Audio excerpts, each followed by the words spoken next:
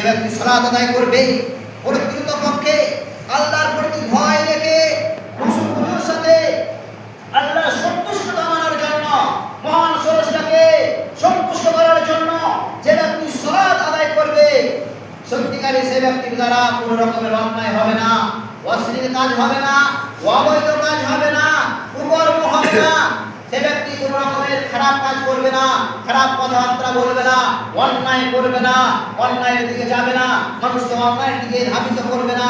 সে ব্যক্তি অন্ধকারের দিকে যাবে না, জাহান্নামের পথ অগ্রসর করবে না, জাহান্নামের পথ সঞ্চয় করবে না, জাহান্নামের পথটা সে ব্যক্তি খুঁজে নেবে না। যে ব্যক্তি সত্যিকারের প্রকৃত পক্ষে একজন নামাজি হবে, একজন প্রকৃত পক্ষে একজন সালাত আদায়কারী হবে, একজন প্রকৃত পক্ষে মুসল্লি হবে, তার দ্বারা কোনো রকমের অন্যায় হবে না, অত্যাচার হবে না। ইসলাম ধর্মের আমার আল্লাহ পাক রব্বুল আলামিন এটাই ঘোষণা করেছেন, এটাই বলেছেন যে সালাত এমন একটি বস্তু, সালাত এমন একটি জিনিস যে নামাজ, এই সালাত মানুষকে অন্যায় হতে, অশ্লীল হতে, খারাপ কাজ হতে, খারাপ কথাবার্তা হতে বঞ্চিত রাখে, বাঁচিয়ে রাখে, মানুষকে বিভাজিত রাখে।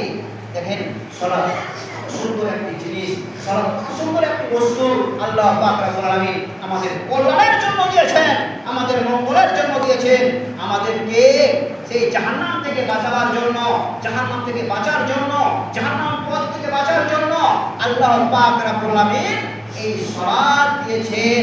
যে সালাত আদায় করলে কোনো সালাত আদায়কারী ব্যক্তি, নামাজি ব্যক্তি অন্যায় করবে না, অত্যাচার করবে না, কুকর্ম কাজ করবে না, আয়সা কাজ করবে না, আর না করার ফলে সে ব্যক্তি যাবে কোথায়? জান্নাতে যাবে, জাহান্নামে যাবে না। ইসলাম ধর্মের আমার আল্লাহ আমাদেরকে সৃষ্টি করেছেন, আল্লাহ আমাদেরকে সৃষ্টি করেছেন যাতে করে আমার বান্দারা জাহান্নামের আগুনে না পড়ে, যাতে করে আমার বান্দারা জাহান্নামের আগুনে না জ্বলে, তার জন্য আল্লাহ পাক রব্বুল আলামিন আমাদের কল্যাণের জন্য, মঙ্গলের জন্য সালাত দিয়েছেন। ইসলাম ধর্মের আমার আমরা কি করব? 5 ওয়াক্ত সালাত কন্টিনিউ আমরা আদায় করব। যতক্ষণ আমাদের জ্ঞান থাকবে, আমাদের বিবেক থাকবে, আমাদের আমরা জ্ঞান হারা হয়ে যাব না, ততক্ষণ পর্যন্ত আমরা সালাত কায়েম করব। দাঁড়িয়ে না পারবো, বসে পড়বো, বসে না পড়বো, শুয়ে পড়বো, শুয়েও যদি অসুবিধা হয় ইশারাতে আমাদেরকে পড়তে হবে। যতক্ষণ জ্ঞান থাকবে, বিবেক থাকবে, জ্ঞান না হারিয়ে যাবে, ততক্ষণ পর্যন্ত আমার আপনার জন্য, আমাদের সকলের জন্য সালাত হচ্ছে ফরজ। ইসলাম ধর্মের আমার আমরা ফরজ কাজ করি না, আমরা ফরজ কাজ করি না, আমরা বেশিরভাগ সুন্নাত নিয়ে, নফল নিয়ে আমরা মাতামাতি করি।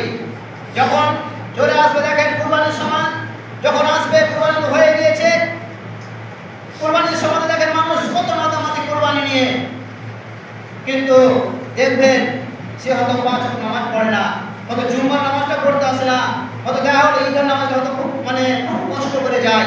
দেখবেন সেই ব্যক্তি আবার কুরবানি নিয়ে খুব বেশি টাকা দিয়ে কুরবানি ক্রয় করে আর মানুষকে বলে বেড়ায়। কিন্তু কুরবানির চেয়ে সালাতটা হচ্ছে ফরজ। সকল ইবাদতের সব পৃথিবীতে যত ইবাদত রয়েছে, সমস্ত ইবাদতের চেয়ে গুরুত্বপূর্ণ ইবাদত হচ্ছে সালাত। প্রত্যেক ইবাদতের